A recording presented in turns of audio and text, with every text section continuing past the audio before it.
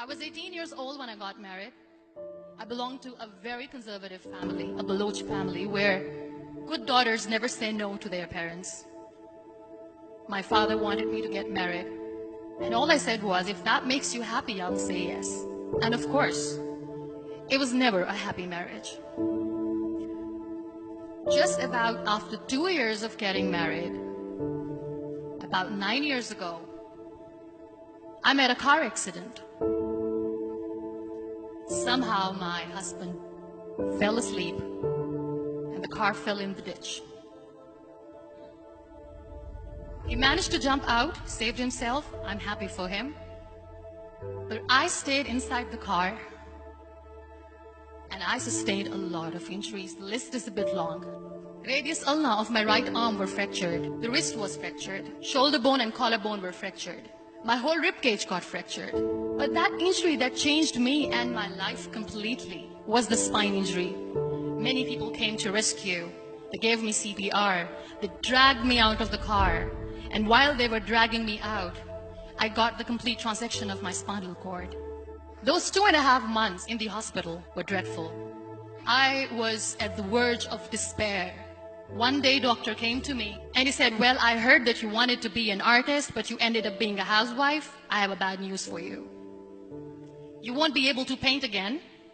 Next day, doctor came to me and said, your spine injury is so bad, you won't be able to walk again.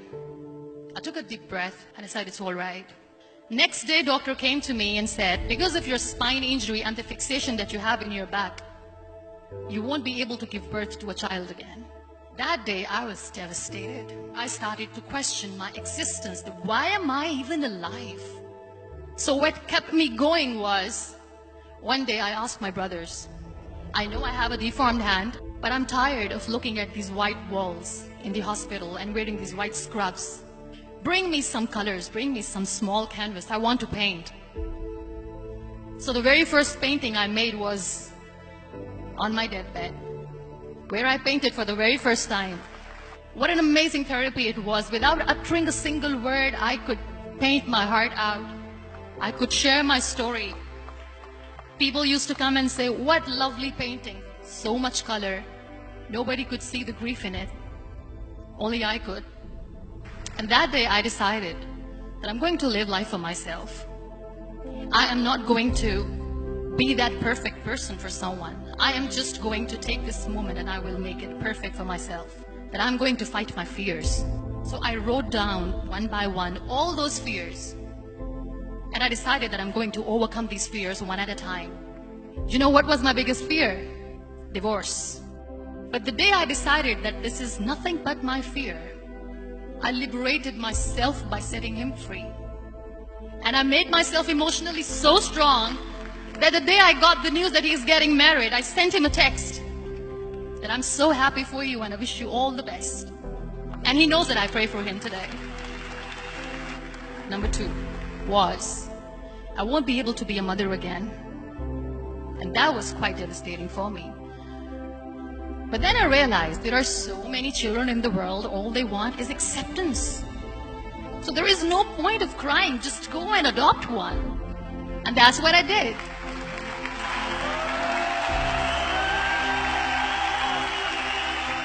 I gave my name in different organizations, different orphanages, and I waited patiently.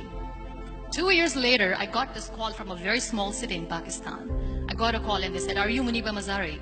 There is a baby boy and would you like to adopt? I could literally feel the labor pain. I said, yes, yes, I am going to adopt him. I am coming to take him home.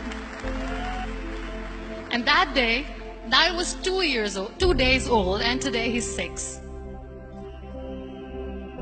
You know, when you end up being on the wheelchair, what's the most painful thing? People think that they will not be accepted by other people because we, in the world of perfect people, are imperfects. So I decided to appear more in public. I started to paint. I have done a lot of modeling campaigns. I decided that I'm going to join the national TV of Pakistan as an anchor person. I became the National Goodwill Ambassador for UN Women Pakistan, and now I speak for the rights of women, children. I was featured in BBC 100 Women for 2015. I'm one of the Forbes 30 under 30 for 2016. So when you accept yourself the way you are, the world recognizes you. It all starts from within. We have this amazing fantasy about life. This is how things should work. This is my plan. It should go as per my plan. If that doesn't happen, we give up. I never wanted to be on the wheelchair. Never thought of being on the wheelchair.